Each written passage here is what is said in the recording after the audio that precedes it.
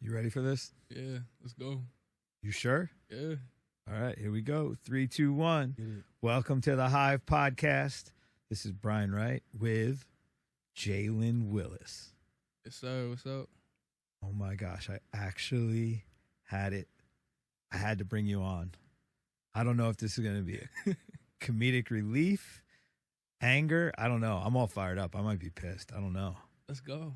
Let's go. This is going to be a good one. You sure about that? Yeah. All right. Yeah. Got high hopes. You got high hopes? You always do. You want to tell people what in someone's phone they called you? You want to tell them? Or want me to tell them? Because I'm going to tell them if you don't tell them. The delusional. That's what you're going to get to. Delusional. Yep. I'm going to jump right in. I'm going both feet right in right now. Come on. Deep end. Drag you in. Why do they call you delusional? Call you the same way you call me delusional. Because I'm convicted. I call it convicted. Convicted? Yeah. What did you do wrong? I'm convicted in my beliefs. I'm convicted. They call me delusional for being. Oh my God! You are a prisoner in horrible vocabulary, is what you are.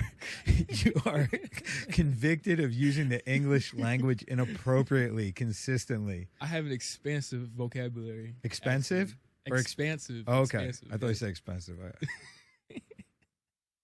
I'm gonna call you out for all the words you used wrong tonight. All right, let's do it. Let's do it. Okay. I take that bet. You take that bet? I take that bet. All right, that's fine. I didn't know we were betting on anything. I just said I was going to call you out. How does that turn into a bet? Okay. Oh, yeah, because I like money. I like to gamble a little bit. You do? Yeah. So you're trying to get this off of your bad language and pull it into like your bad gambling habit? No. I just know I'm going to win it. Oh my! See, you are the delusional one. See, there you go. I'm just convicted. That's conviction. I don't know. You're just a happy optimist all the time. You're very optimistic. If you say so. Why should I be upset or the opposite way? No, I'm just saying you're always optimistic. You always feel like it's going to turn out right. I do. Yeah. It always does turn out right. It doesn't turn out bad. That's all how you take it. Exactly. Yeah. So I guess you have a winning formula for yourself. I definitely do. You know what? Thank you. Thank you. Thank you. Thank you. You're just like, can we stop now? We're going to go. I got a compliment. We're off. I'm going home. I don't want to talk anymore. Oh, my God. This is literally what we do all day. It's terrible. Basically. It's horrible. Basically. It's horrible. It's not horrible for you because everything works out well for you and you're just happy. You're the happy guy all the time. I almost said happy idiot, but I'm not going to call you an idiot. Why would I do that? Your mom might be listening. I don't want to upset your mom. Your mom's tough. Right. I do not want to piss your mom That's right. That's what I'm saying. Don't mess with Jean now. She'll get on you. Don't mess Man, with I don't even think I see it coming. I just be walking and boom, I'm in the clouds going, what happened? Mm-hmm. St. Peter has to tell me about your mother. You think you taught me how to punch. Shit. Shoot. Oh my God. So Jalen, you've been with us for how long now? How long have you been in Killer Bee? I don't even know. This is my first year. Wow. That's crazy. I don't even think it technically has been a full year yet. I don't think it's a year either. Nah. No. I think it was like mid-December. Something like that. Yeah, and before you got there, my hair wasn't this gray. You want me to tell you the real answer, or you want me to tell you the answer that you want to hear? I don't even know. I don't even care what you're going to say about that. Like, what? I don't need to hear anything from you. So there's no. You can go either way. Go both ways with it. I don't really care. It's going to have no effect on me. So we're good. Right. I'm sorry. Your hair doesn't have much color into it. No, it doesn't. My hair is really white. My beard is gone. Like this is full on like Santo white. The top I got a little bit. I see a little bit of brown in there. Or is that blonde? I don't even. It used to. I used to have like reddish brown hair. Now everyone's like, "Oh, would you have blonde hair?" I'm like, no, it's all just going white. Whatever. Listen, I don't care what color it is as long as I have it. That's all that matters. I got a full head of hair, and it's going nowhere. You know what? So I'm good. It could have been worse. You could have been bald in somewhere. No, forget about bald. Like you get like one of those little patches like right behind the front. I don't want to offend anybody that's got hair problems. I don't have them. Or the little crown in the back. My poor father. My dad's got the crown in the back. He's got like the crown. Yeah, I didn't get my hair from my dad. That's for sure. Man, you don't got to use that Bosley yet. You don't got to use that yet. I'm still good. got time. I'm good. I'm good. I don't think that's going anywhere. I asked my barber. I'm always like, is my hair falling out, thinning? He goes, no. Your hair's the same. It's been the same forever. It's going nowhere. So I got that. I got those good hair genes. Unlike you, what the hell's going on your My head? My hair is growing. It keeps getting longer. Of course, you're like 2 years old. Of course, you have hair. Crazy. I cut it down. It come right back. That's what hair does. It doesn't stop. Not everybody's hair. Not really, like their hair doesn't grow back. Not everybody's hair. My hair grow back fast. It's pretty long. Got the good hair. I got the good hair genes like you. You don't have anything like me. Genes. Let's not compare. You don't got anything like me. Don't start. Okay, well, mine's is a little bit better than yours. Oh, okay. All right. I really don't get like too much ego about anything but my hair. That's the one because that's all I got left. I'm like fat. I'm old. I don't have cardio anymore. I'm kind of strong, but not really. I got like 1 rep left, but I got hair, so I'm good. So I'm good. Look good in pictures. Just from here up, I'm good. You know. There you go. There you go. It works. I'll give you that. I'll give you that. So, you've been with us maybe a year, I guess. Yeah. Yes. So, but you've been training a long time. How old are you? 24. When did you start training? When I was 4. With your dad? With my father, that's right. So, tell your story.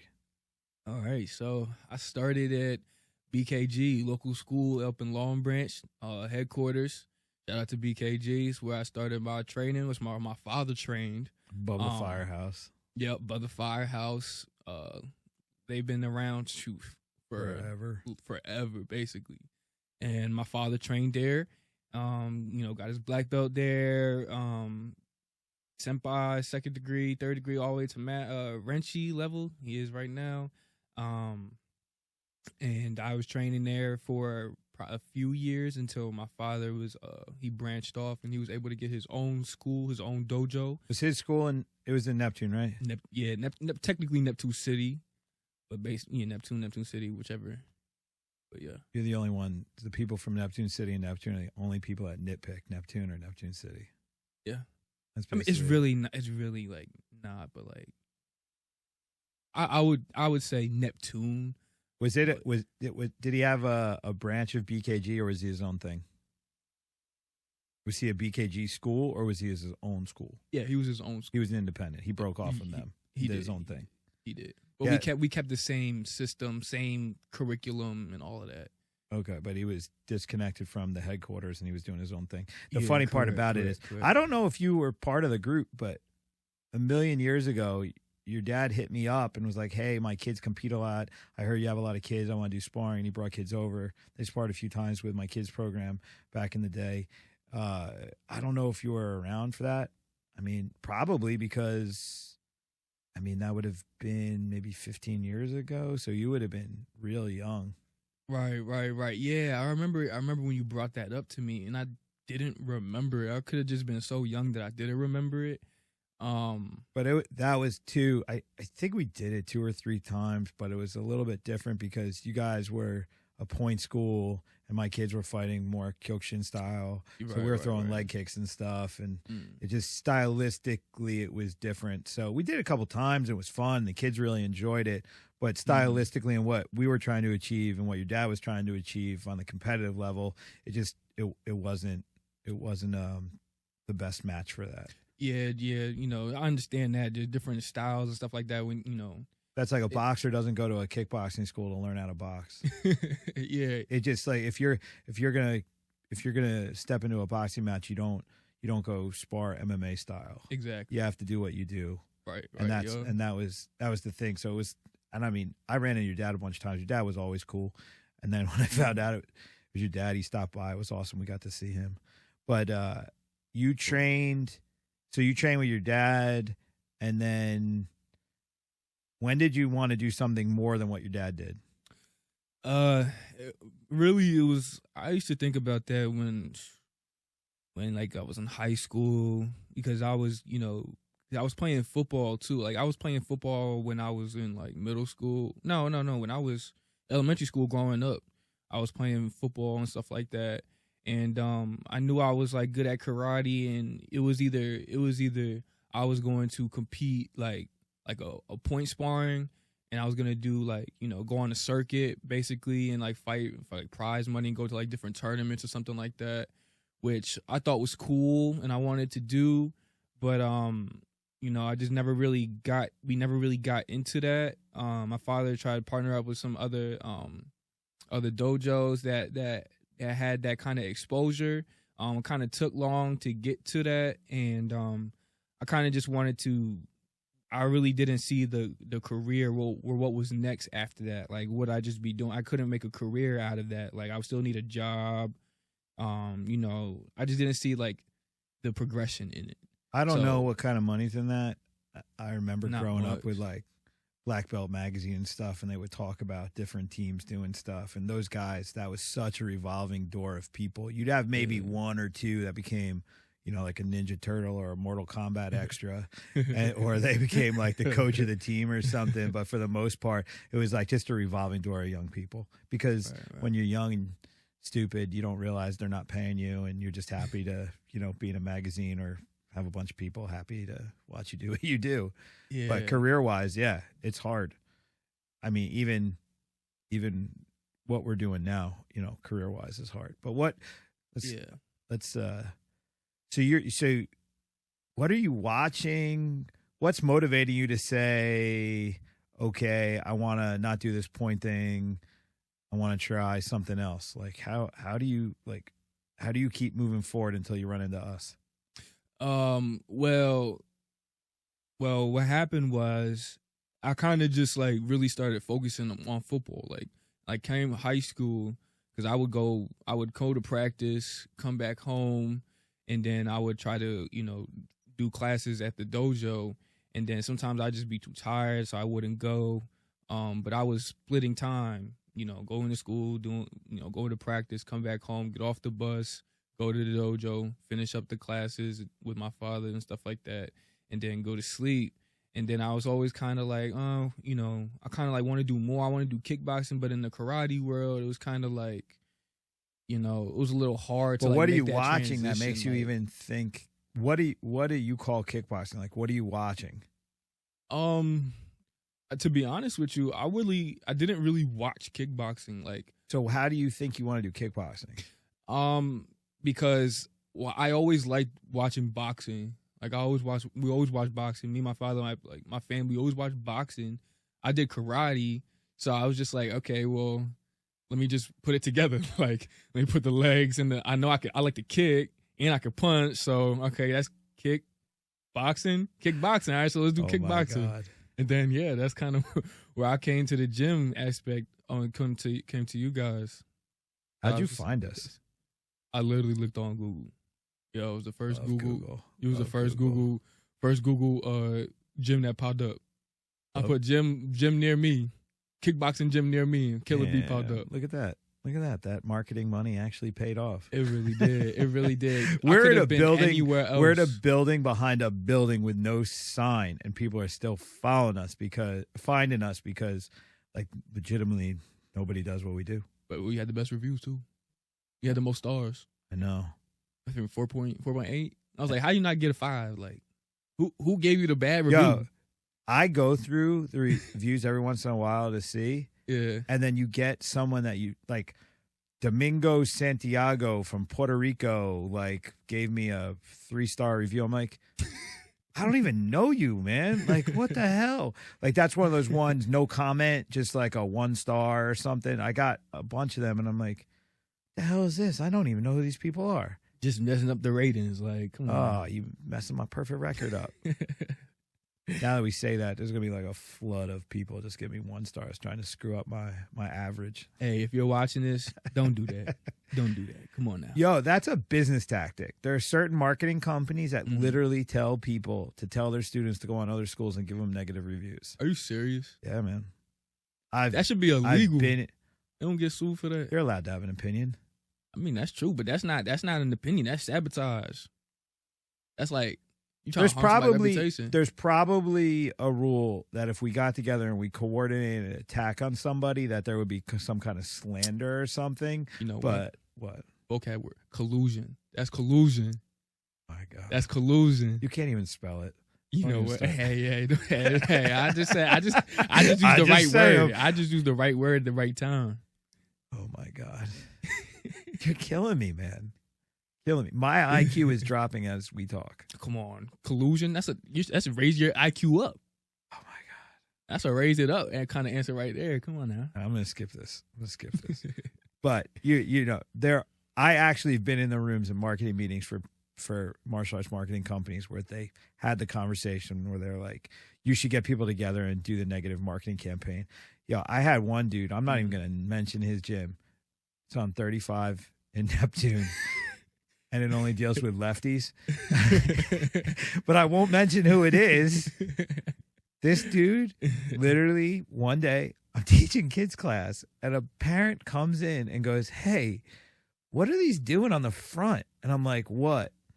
And it was 15 signs, put in the ground, like stake in the ground signs. Wow. The dude went and put them down my walkway promoting his school. Are you serious? And then he had the nerve to call me up and ask for him back.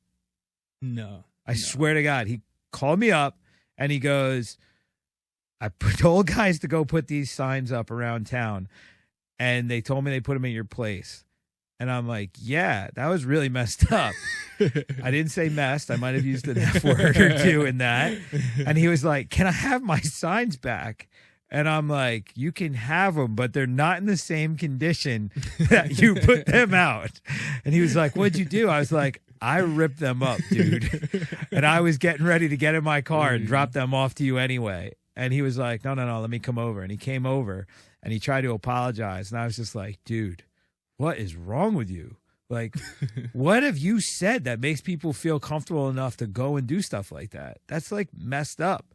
I don't know if I've actually talked to him since, because he knew he screwed up. He tried to mess me on the internet one other time, and then my return fire kind of buried him, and he's kind of left me alone. But you know, I'm not gonna lie, it doesn't sound like a coincidence that he puts up the signs right outside your location, like right 15 outside of your them. gym. 15 of them. Yeah. I don't think you accidentally dropped 15 signs anywhere. No, that's crazy. I think that was a coordinated attack. So, yeah, he was just trying to push my buttons. That's cool. He pushed them, but I pushed back. So, I was like, man, it's crazy. This business you've grown up in this business. I can't imagine what your dad, I mean, in Neptune too. Oh my God, there's a lot of guys in Neptune that watch Kung Fu Theater and like, you know, American Ninja and all this stuff, and they think they know stuff. It gets a little weird over there sometimes. And not gonna lie, we had some colorful people gonna come through the gym, come through the dojo. I'm not gonna lie. When we were in Asbury, my favorite one, I had a guy come in and he told me he had spirit water, and I was like, "Excuse me." He goes, "I'll sell it to you by the gallon." I was like, "I have no idea what you're talking about." And he goes, "It's spirit water." And I'm like, and he goes, is blessed by the Holy Spirit. Oh, no. And if you drink it, you'll get better cardio and you'll be stronger, faster. It's just like, dude, you need to leave now. Are you serious? Like, I was like, you need to go before you meet Jesus. No. Like, this is going to be bad. You need to go. Yeah. But yeah, there's some interesting characters around Neptune, Asbury area. Weaponizing the Holy Spirit. I've never heard of that. That's outrageous. Yeah, put the Holy Spirit in water and it would help my cardio. What? If you had that in Delaware, maybe you would have felt better. No. Oh no, that was so crazy. So you go from doing point karate your whole life to coming into the wild style of Killer Bee, and you put in as much time as you could because you were working somewhere, you were teaching at another spot for a little while, right. And then. Literally in under a year's time, you're putting in the work. WKAs came up, and we decided to give it a shot. Yeah. So what was the reality check of getting ready for WKAs versus anything else? Because you've probably never had such a hard martial arts experience. Like football camp I get and stuff, but you probably never had such a high level of contact and conditioning and push. And you said you never cut weight before either. Yeah. Honestly, the weight cut, the whole weight thing was kind of like the biggest thing. I'm like, how am I supposed to, like, what am I supposed to do? I don't know how to do this. Like, how am I going to feel after cutting so much weight? You know, like, and, you know, I'm so used to tacking on weight, you know, from playing football and things sleeping. Like that. Because you said when you go to bed at night, you wake up heavier in the morning. That doesn't happen. Come on now. That don't happen. Unless someone, like you ever had look seriously, look, like I'm gonna tell you what no, happens. No. Hold on. We're gonna explain this for your benefit and some poor soul who's screwed up like you. Okay? But I'm trying to that's tell listening you, right now. Wait, all right, go but ahead. All right, understand. If your heart stops beating and you stop breathing and you just stop existing while you're sleeping, maybe your calories won't be burned, but you're alive while you're asleep. How long do you sleep? 7-8 hours. Okay, so you sleep for 7 or 8 hours. You have no food or water coming into your body. Correct. But your body's still functioning. It's keeping you alive. So it's burning fuel to keep you alive. So it's physically impossible for you to wake up heavier than you went to sleep unless, like, someone's sneaking in the middle of the night and IVing you or feeding you, okay? If you're being force-fed stuff while you're asleep, you have to understand your body's constantly burning. A calorie, that's the measurement of the burn rate, right? Okay. So calories are being burned while you're sleeping. The only way to get heavier is to put water or fuel, as in food, into you. And it has to be more than you would burn, or else you drop weight. That's why when we cut weight, we leave a pound or more to float overnight. When we say float, your body will burn that off while you're sleeping.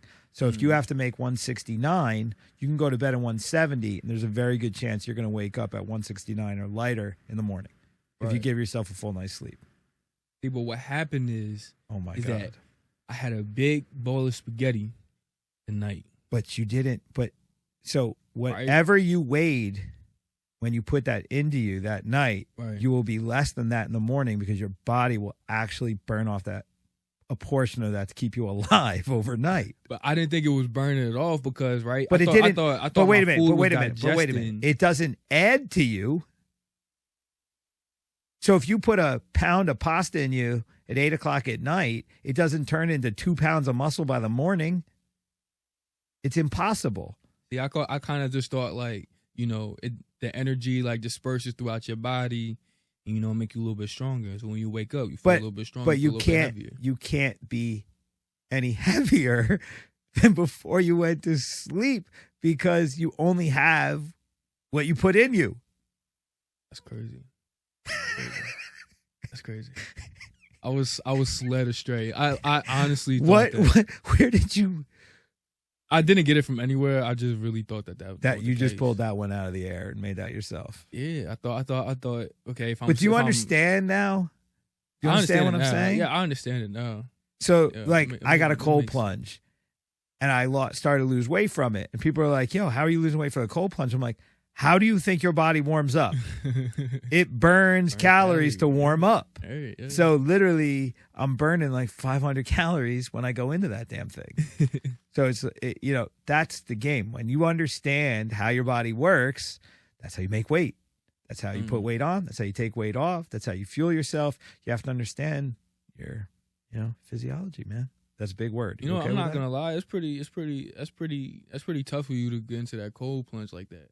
Like, how often do you use this cold plunge? Every day. Dang. It was awful today. It was awful. It's freezing out. So I get in there. My head's frozen from the wind. The water's freezing. But, hey, man, so I have really bad knees, and I have a really bad back. My neck's not the best. I just have a lot of problems. And my hands are wrecked from holding pads.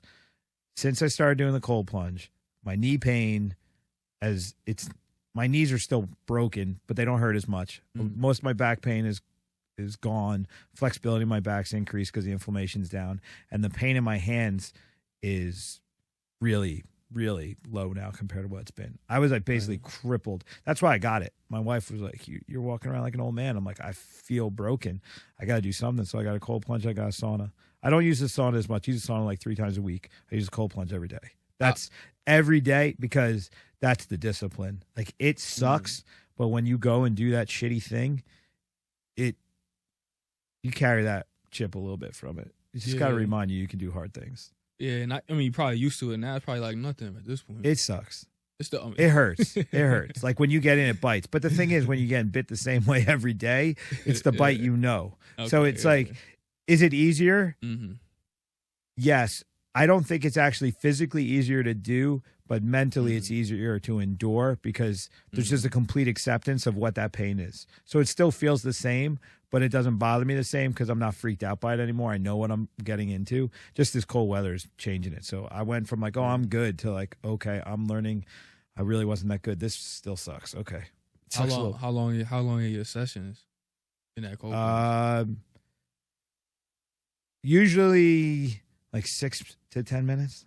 10 minutes is where I hit like this weird spot, like around 7 or 8 minutes. Sometimes I'll hit a spot where I don't feel it anymore. I'm either numb or I don't know. I got used to it. I don't know, but it's weird. It's an interesting experience, man. When you first get in, the first 10 seconds, it's just, I want to get out. I want to get out. I want to get out. This is terrible. And then after that, then it's like, okay, I'm good. And then you're fine. And I get it's weird. You get a little head rush. Get a little head rush.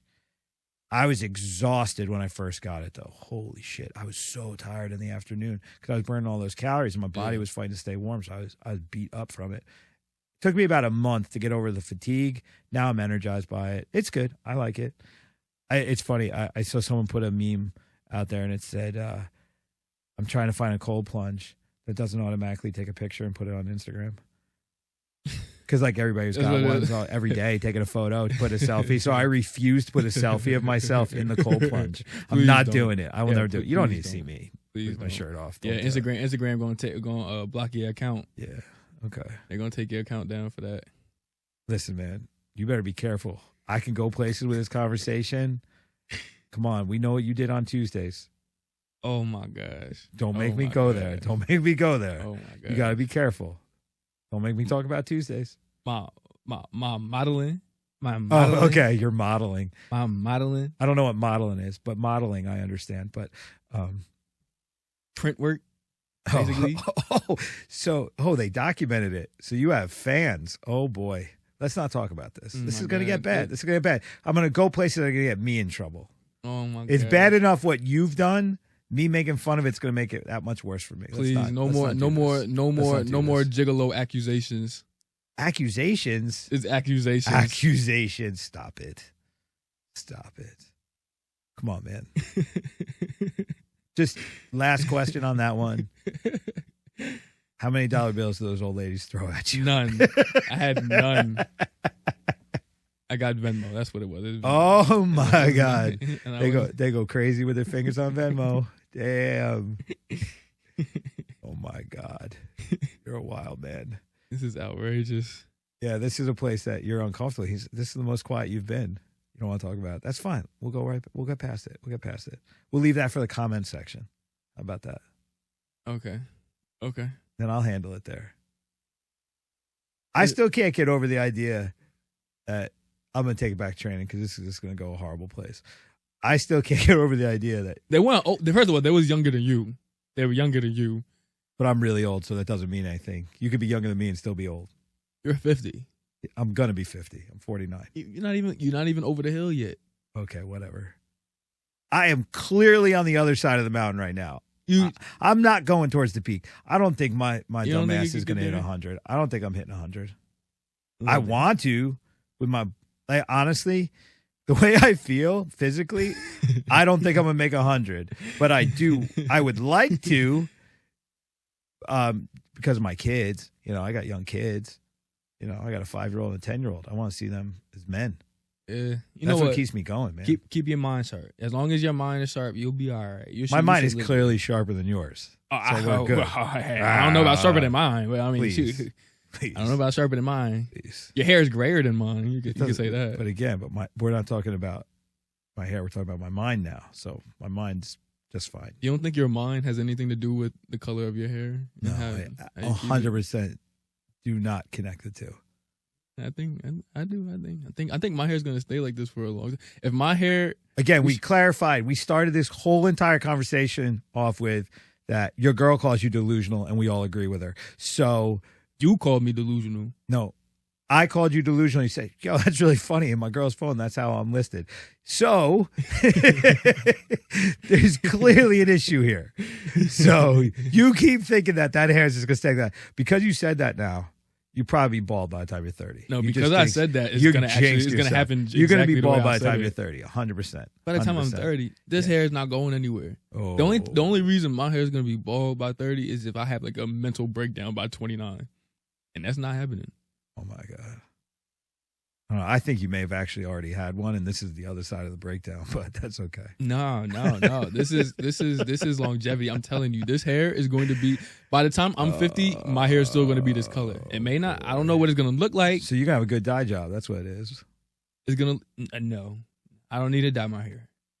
I don't need it. I have good hair genes, remember? I have good hair genes. Does your dad have hair? He still has hair, right? Yeah, he's bald. What? Okay. He's bald. It's your grandparents, though. Your grandfathers, do they have hair? I don't know. Grandfather on your mom's side? I don't know. You don't know him? I don't really talk to him. You never saw a photo of him? I once, yeah. They have hair? I don't even remember. Oh he had a hat God. on. He had a hat on. You got to go find out. Because it's like the dad on your mom's side usually determines the hair that you're going to get. Yeah, you better go look into that. Because then you have to take back some of these delusional thoughts and put some reality into it. I'm just different. I'm just different from everybody else. My hair is going to stay intact. If you tell me that you're built different, I may like walk over there and just smack you in the mouth. That's like what my biggest cliche? pet. It's my biggest pet peeve. It's my biggest pet peeve. Okay, how many guys have you seen in the gym that in any gym, not even just this one, in life, football even, how many people do you see that won't play by the rules? Like the rules of science and math. And they're like, I could just do it. They don't train, they don't eat right, they don't do it right, and they're like, I'll just cut the weight, or I'll just perform. Oh yeah. And then they tell you, I'm built different. I see this all the time in the gym. It drives me fucking crazy. I want to just fucking choke people sometimes when they're like, So I've had a ton of fighters miss weight. Mm. It happens. As a coach, when you put enough people in the ring, it's going to happen. But they come in and they tell me that they're going to cut like 25% of their body weight. And I'm like, that's mathematically not going to happen. Like, you're going to crash. And they're like, no, I can do it. Why? Why do you think you can break the laws of science here? Like, with a man, if a man goes over, I believe it's 18%, 18% is now you're at that threshold of you're going to stroke out. With women, I believe it's 11%. I had one fighter, I flew all the way to Kansas City for a fight. Yeah. We got there. Then I was like, gotta get on the scale. She got on the scale. I was like, okay. I pulled out the calculator. I'm like, you have to cut 19% of your body weight. That's physically impossible. She'd go, well, I can do it. I said, it's physically impossible for you to do this without going to the hospial. What happened? Her IQ was down. No, it wasn't that. It was, honestly, it was one of those. So, do you remember how you felt after your first fight? How bad you feel? I felt terrible. I never felt that way in my life. What did I tell you I had to do? You told me my mom was watching. I better get. No. I told you I was gonna have to pull you out of the. I was gonna pull you out of the tournament. Yeah. And you were like, no, I'm good. I wasn't gonna let you fight that day again because I didn't want you to get hurt. That's the same scenario that this other athlete was in, where she wanted to fight so bad that she didn't want to look at the truth. She just wanted to fight. And I'm sitting there saying to her, yo, you're not going to make it. You're going to go to the hospital. And sure enough, we got to like 14% of her body weight. And she blacked out, ended up in the hospital on IVs. But you see it when you're under fire. It's you wanna do the job. But you understand now after imagine if you didn't do the work this summer. How much worse? Could you have felt any worse? Nah, I couldn't have. I couldn't even imagine if I hadn't done the work. I'm scared. I'm scared of not being able to do the work. Exactly. Because I'm scared of what the outcome is if I don't do it. And now it's not an irrational fear because you literally got in there and felt like you were going to die and you had to keep going. Yeah. People don't understand that like when it's just an idea of like, oh, I don't want to gas out until you really do. People don't understand how horrendous of a position you're in. Yep. You're standing there basically in your underwear in front of in an auditorium full of people, and you just want to stop, but you can't. You can't. Because you put all this time in, and you're out there, and everybody's watching, and you got the team to uphold, and your name to live for, and your mom sitting in the crowd, and all this going on, and you just can't stop, and you got to keep going, and you feel like you're going to die, but you keep going. Because the thing is, it's either you stop or that person make you stop. Yeah, if that person makes you stop, it's gonna hurt. It's really gonna hurt. And you ain't gonna remember stuff. So I feel we trained pretty hard this summer. Sparring was a little rough. Yeah, it was. But we trained so that – how many guys did you see down there in those fights that were in the same kind of position where beat up or gassed out that took the road out? They sat down or they tapped out basically. They're like, I'm done. Yeah, they gave up. Mm-hmm. They broke. But because of the work that we did, that really wasn't an option for us. No. It was, no, we have to do the job until we can't do the job anymore. There's no easy way out. I call that answering the question. Anyone that knows, that's far from me has heard me say this. But I feel anyone that's ever competed at a high level has felt this. Fighting in particular, fighting is just a unique thing that at some point, everything slows down for a second, and then you question yourself and you say, okay, I got to make a decision now. I'm either going to coast and let the judges figure this out. I'm going to quit because I just don't want to do it anymore. Or I'm going to kill this dude and I'm going to take the control. You're in that weird space where you're like, oh, I can kind of fake it and get through it. And then I'll complain at the end. Oh, the judges screwed me. Or you could try and kill a guy and not leave it to the judges and give yourself the best chance possible if it does go to the judges because you're still in the fight. Or, oh, he hit me in the dick when they don't. Or, oh, my knee went when it really didn't. Or, whatever. You're looking for an excuse. Like you have an itch on your back and you turn it into something like big enough to let you walk away. Yeah. You're trying to find something that you could live with quitting over, right? Right. So I think if you're at that especially if you're at that last scenario that you're talking about, that's like that mentality. If you have that in your fight, that's gonna ruin your confidence. Like you don't ever want to be in that kind of position. So you have to put yourself in that position in the room enough times so that you're confident of how you're going to answer this question. Right. You have to have something beyond yourself to fight for. Because if you're fighting only for your own personal satisfaction, it's very easy because you're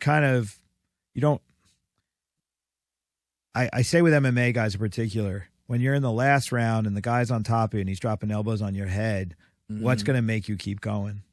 What's going to make you not just stop responding and let the referee pull the guy off?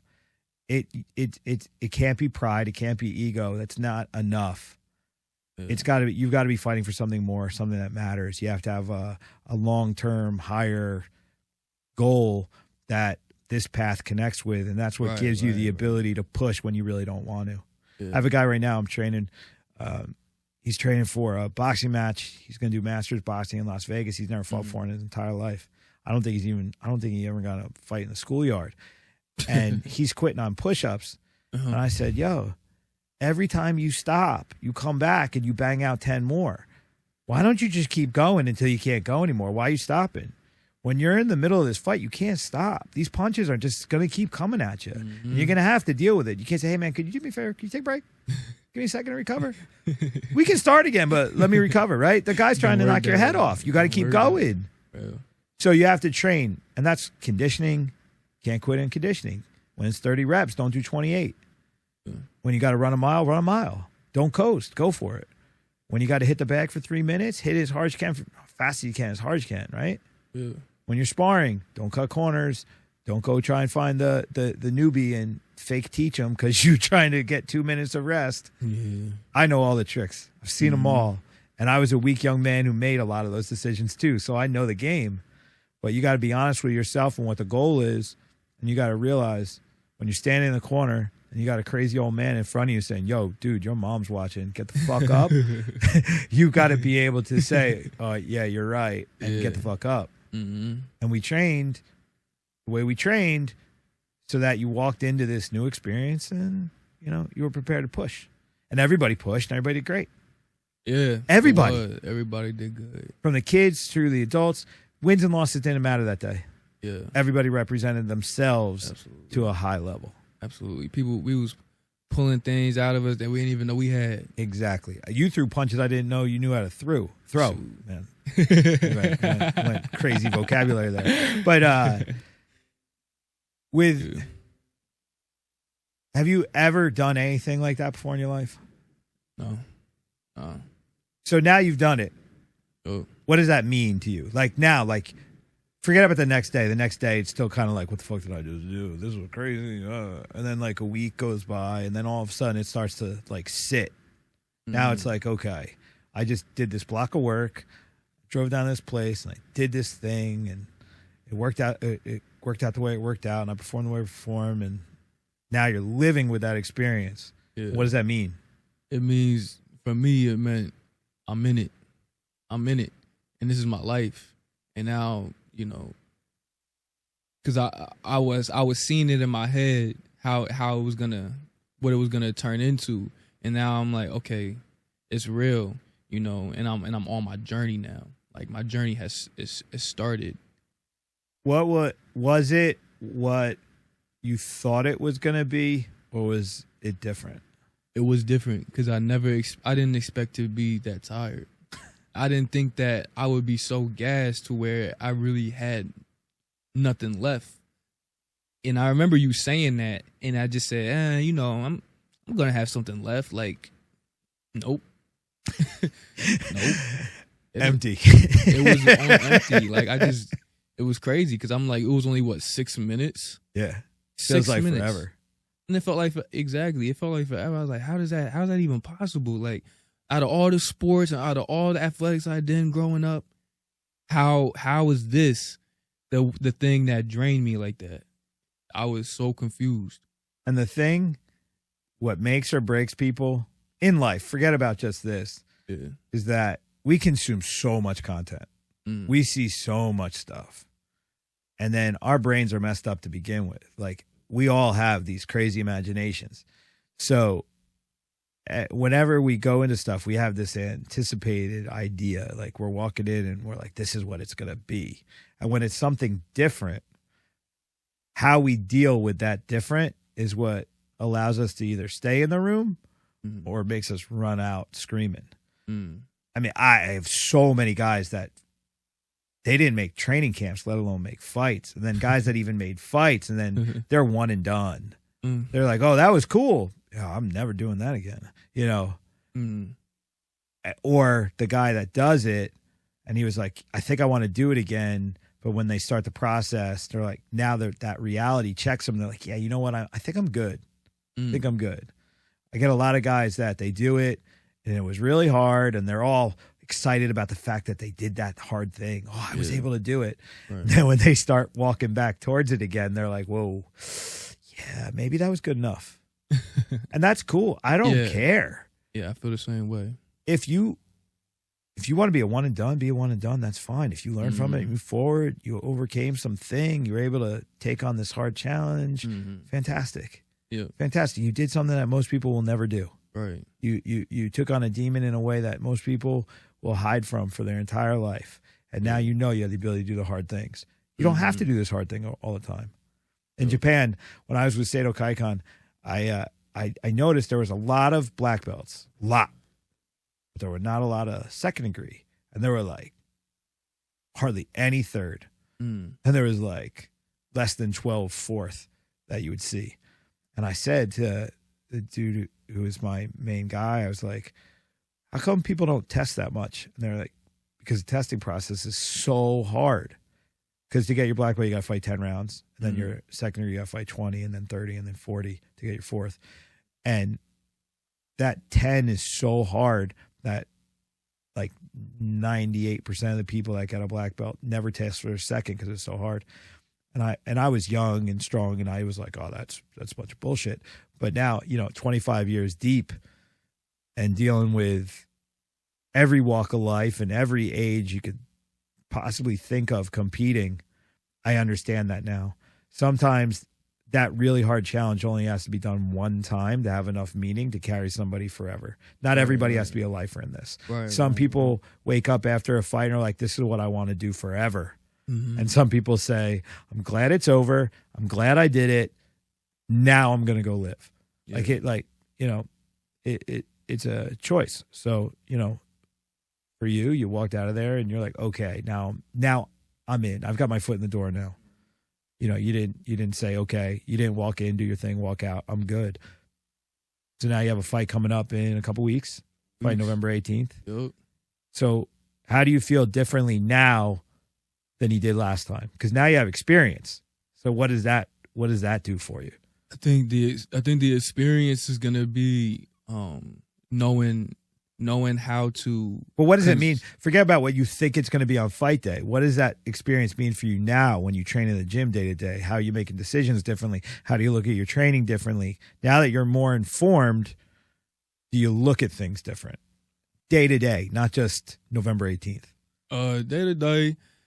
Yeah. I want to be consistent. As long as I'm consistent, that's gonna be the recipe for success.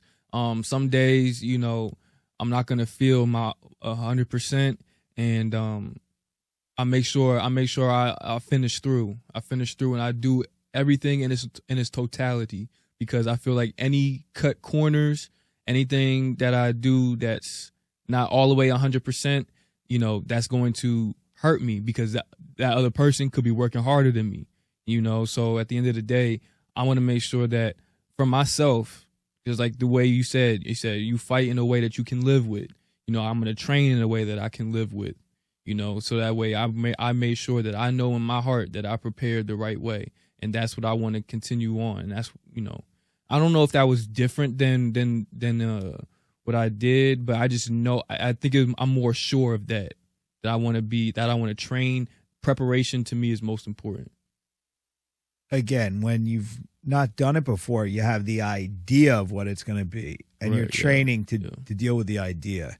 Now that idea is a reality. You know exactly what it is, and you know exactly what you're getting ready for, and that's always good. Just not everybody was there for the conversation.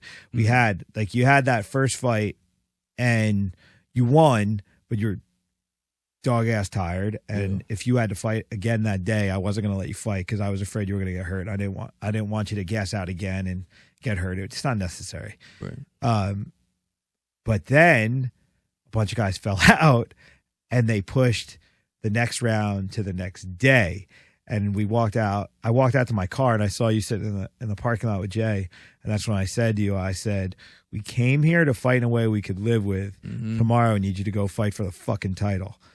And that was the difference. Okay, you could live with what you just did. You know who you are. You did that. All right, now we got to go to work. And that's where I even said, I think it was, I don't know, maybe Monday or last Wednesday. One day I said it recently.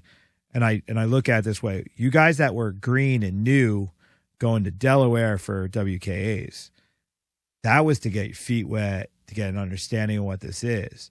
Now that you've made a choice that you want to do it, before we went to do this in a way that we can live with, now we got to go to war. Yeah. Because once you make that decision that this is something that you want to do more long term, now you got to go to war. The wins and the losses, still, they're going to come and they're going to go. You're not going to be undefeated forever. We're going to do everything we can to win. We're going to take losses in stride. We don't expect them. We don't train for them. There's no excuse in this conversation. Some people say you can't talk about losing. I'm like, you have to. Right. You have to. Yeah. Can't run from. You can't be scared of it. You got to be free to fight your fight and accept whatever the outcome is. Yep. So that's reality. And if you don't prepare for it, it'll kill you when it comes. Absolutely. So you got to be prepared for all of it. That's why I'm addressing it directly. So don't worry about the wins and losses. Worry about performing within the sport you choose at the highest level you can possibly operate and push those boundaries. And when I say go to war, it's not all or nothing, kill yourself, kill the enemy, all that kind of stuff. No, you have to have a goal. Then you have to wage a campaign, and you have to fight with everything you have to move towards that goal. So we use the war reference because it's not quitting. It's not dying on that battlefield. It's persevering. It's overcoming. It's pushing. And that's it. Now it's like, yeah, you want to do this? You want this to be your thing? You're just an amateur. You have one event. Now we're going to the next one. All right. If you want to have one after that, you better do this in a particular way. And then if you want one after that, you still got to do it a particular way. Yeah. And you got to evolve and you got to get better. And, you know, that's the fun part of this as a coach, to be part of that evolution. Because you're going to look back one day and you're going to watch that WKA fight and go, oh my God, I was that bad. I was that bad. Yeah, I watch fight footage of guys that have been with me for a while, and I'm like, oh my God, I forgot how horrible they once were. And it's like, it's funny, but it's fun to look back too and be like, wow, there is a method to the madness. Because even with me, man, I've been every day. I mean, how often am I not there? Barely. I'm there. I don't even remember not seeing you there. I got to do this every day. Yeah. And I mean, right now we've got 3, 4, 5. We got like 5 or 6 fights before the year's up. And this is an every day. You got to prepare each individual to get ready for the thing that they've got coming up. I've got film to watch. I got fighters to prepare. I got all this. Plus got private lessons. So what I'm just saying is that if I can't embrace the evolution of it, if I can't look back and say, hey, this is a cool ride, it's very difficult to get up in the morning and keep doing it. Right. You know, it can become very numbing if you don't engage yourself in it. So we all have to find that. You have to find that connection that keeps you motivated, have purpose and passion and all that kind of stuff. Yeah. And you know, for me,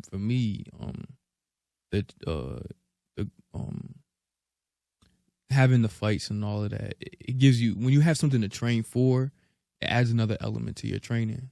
Of course. You know, because it keeps you in it, keeps your mind sharp. It just, you know, just keeps you up. And then at the end of the day, like, I wouldn't want to be coaching somebody, teaching somebody something, and, you know, I'm not doing it. You know, I'm not doing nothing about it. You know, I just feel like it just doesn't sit right within me. I always said to my students, I said, I'm never going to teach you anything that I haven't done myself or would not do. Yeah. And because we're talking about, we want to be effective in what we do. This isn't like massaging egos and just having fun. Right. We have goals that we set and we want to achieve them. I don't care if you don't fight. We still have a goal. You want to lose weight. Well, we've got to lose that weight. Absolutely. You want to get stronger. We got to make you stronger. Everything we do, we got to have a goal. And you run the kids program with Joey and Randy. Yeah. And you know, that's so important with these kids. So important to give them goals, teach them how to establish goals, to be enthusiastic about the effort, not necessarily just embracing the success, but understanding that the effort is the thing. Yeah, absolutely. You know? Absolutely. Because that the effort is gonna get them through the difficult times. Yes. It's gonna make them, it's honestly what they're there for. That's what they're there for, whether they don't even know it. You know, and that's what they're gonna learn. You know, they're gonna feel it, you know, in a physical way and, you know, in a mental way too. Having endurance today, I mean, that's a superpower. Yeah. Yeah. Well, I'm not gonna go into this whole like the world is whatever. I think it's always been designed though to pacify us more and to keep us kind of just moving along instead of having some grit. You know, it's giving you excuses so you just kind of stay where you're at. It doesn't like you to move forward too much. And when you have endurance and you have grit, you have the ability to move forward because you have the ability to overcome stuff that other people can't. Yeah. And that means that puts you in a position where you can lead. And I think the importance of standing up for what it is you believe, having the ability to keep going when other people, you know, are not necessarily on your side for whatever reason, these kids have the ability to be who they are confidently. So unfortunately, we had a technical difficulty and we lost the last 10 minutes of our conversation. Next time, hopefully this won't happen. We'll definitely have Jalen back on and we can continue the conversation and actually finish it properly. Peace. Thanks for paying attention. This is The Hive. Out.